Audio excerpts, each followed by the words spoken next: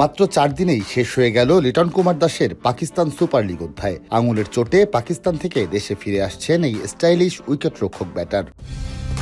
Colour expert, জর্জ স্যাপ এবং মাইল্ড অন হ্যান্ডস টেকনোলজি সমৃদ্ধ অরিক্স ক্রিস্টাল ওয়াশ আপনার লন্ড্রি এক্সপার্ট। এই খবর নিশ্চিত করেছেন বিসিবির প্রধান চিকিৎসক দেবাশিস চৌধুরী। পরে সামাজিক মাধ্যমে দেওয়া বার্তায় লিটন জানায়, করাচি কিংসের হয়ে পিএসএল খেলার জন্য আমি উচ্ছ্বসিত ছিলাম, তবে সৃষ্টিকর্তার হয়তো অন্য পরিকল্পনা ছিল। প্রস্তুতির সময় আঙুলে চোট পেয়েছি, স্ক্যানে হেয়ারলাইন ফ্র্যাকচার ধরা পড়েছে এবং সুস্থ হতে অন্তত 2 সপ্তাহ লাগবে। খুবই দুঃখজনকভাবে পিএসএল অভিযান শুরুর আগেই শেষ হয়ে গেল। আমি বাংলাদেশে ফিরে আসছি এবং দ্রুত সুস্থতার জন্য আপনাদের দোয়া প্রার্থনা করছি। আমার দল করাচি কিংসের জন্য শুভকামনা। চলতি মাসে জিম্বাবুয়ের বিপক্ষে টেস্ট সিরিজ থাকলেও লিটনকে পিএসএল এর পুরোটার জন্যই ছাড়পত্র দিয়েছিল বিসিবি। তাকে ছাড়াই ঘোষণা করা হয়েছিল সিলেট টেস্টের দল, কিন্তু চোটে পড়ে এখন পিএসএলও খেলা হবে না লিটনের। অভিজ্ঞ লিটন দেশে ফিরে এলেও লাহোর কালান্দার্সের হয়ে খেলতে পাকিস্তানে আছেন রিশাদ হোসেন। উদ্বোধনী ম্যাচের একাদশে জায়গা হয়নি তার, তবে পুরো টুর্নামেন্টের ছাড়পত্রই পেয়েছেন তিনি।